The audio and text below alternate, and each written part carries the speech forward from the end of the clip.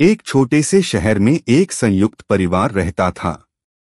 इस परिवार की मुखिया थीं सविता देवी, जिन्हें सब प्यार से मांझी कहते थे। उनके 3 बेटे थे, जिनमें से सबसे बड़ा बेटा राजेश अपनी पत्नी सिम्मी के साथ घर में रहता था। सिम्मी नई नई इस परिवार में आई थी और उसे अभी इस बड़े घर के रीति रिवाज समझने का मौका नहीं मिला था। शुरू के कुछ दिन सब कुछ ठीक चला, लेकिन धीरे धीरे सिम्मी को ऐसा लगने लगा कि उसकी सास सविता देवी हर छोटी बात पर उसे टोकती हैं। सिम्मी सुबह उठने से लेकर रात के सोने तक हर काम में खुद को गलत महसूस करने लगी। अगर वह चाय बनाती तो मांझी कहती, चाय इतनी फीकी क्यों है। अगर वह सफाई करती तो मांझी कहती, तुम्हें सफाई करना ठीक से नहीं आता। सिम्मी के मन में धीरे धीरे निराशा बढ़ने लगी। उसे लगा कि शायद मांझी उससे खुश नहीं है और वह किसी भी तरह से उनके दिल में जगह नहीं बना सकती। दूसरी तरफ मांझी को भी लगता था कि सिम्मी उनकी बातों को ध्यान नहीं देती और परिवार के नियमों का पालन नहीं करती।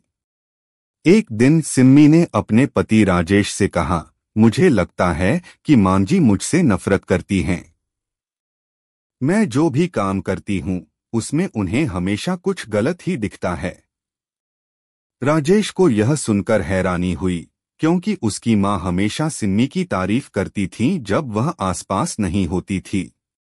राजेश ने सोचा कि शायद यह केवल गलतफहमी है।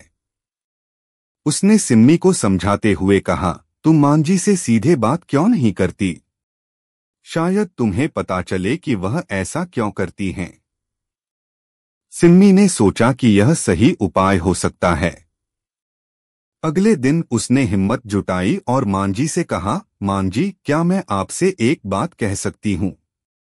मांझी ने मुस्कुराते हुए कहा, हाँ बेटा, बोलो।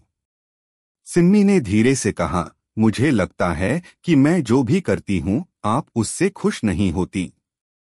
मैं सच में आपके दिल में जगह बनाना चाहती हूँ, लेकिन मुझे नहीं पता कि मैं कहाँ गलत हूँ। सविता देवी चौंक गईं। उन्होंने सिम्मी का हाथ पकड़ा और कहा, बेटा, ऐसा बिल्कुल नहीं है।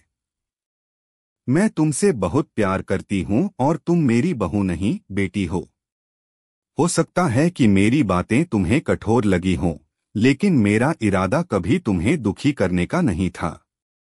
मैं चाहती हूँ कि तुम परिवार की जिम्मेदारियां अच्छे से समझो और हमारे रीति रिवाजों का पालन करो।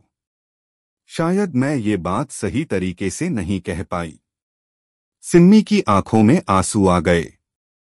उसने कहा, मैं भी यही चाहती हूँ मांझी।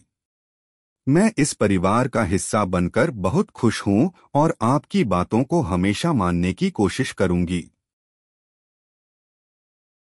इसके बाद सविता देवी और सिम्मी के बीच समझदारी बढ़ी और वे एक दूसरे के साथ खुलकर बात करने लगीं। धीरे धीरे सिम्मी ने परिवार की जिम्मेदारियों को अच्छे से संभाल लिया और सास बहू का रिश्ता और भी मजबूत हो गया।